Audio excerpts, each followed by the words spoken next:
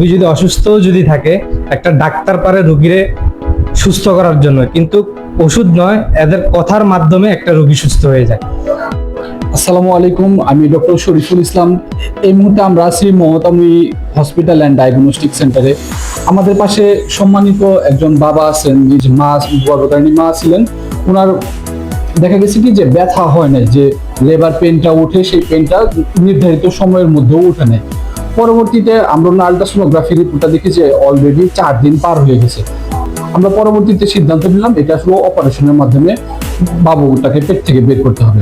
পরবর্তী সময়ে আমরা আমাদের সিদ্ধান্ত জানালাম, কিছু পরীক্ষা নিরীক্ষা করালাম যে মার রক্তের গ্রুপ কি, মার রক্তের পরিমাণ শরীরে কেমন আছে।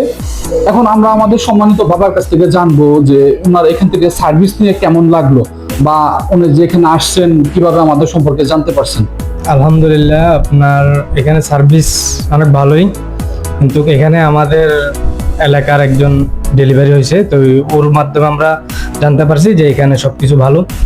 তো আমার মেয়ে হয়েছে, আলহামদুলিল্লাহ, আল্লাহর কাছে লাখো কোটি শুকরিয়া।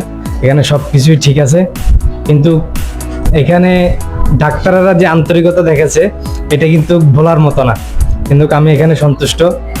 আপনারা যে যেখানে আছেন, যেই আমার ভিডিওটা দেখবেন, সবাই এখানে আসবেন, যোগাযোগ করবেন, ইনশাল্লাহ অনেক আপনারা এখানে অনেক সার্ভিস ভালো। রোগী যদি অসুস্থ যদি থাকে, একটা ডাক্তার পারে রোগীরে সুস্থ করার জন্য, কিন্তু ওষুধ নয়, এদের কথার মাধ্যমে একটা রোগী সুস্থ হয়ে যায়, যেটা আমি সাক্ষ্য প্রমাণ। আলহামদুলিল্লাহ, আপনারা আসবেন।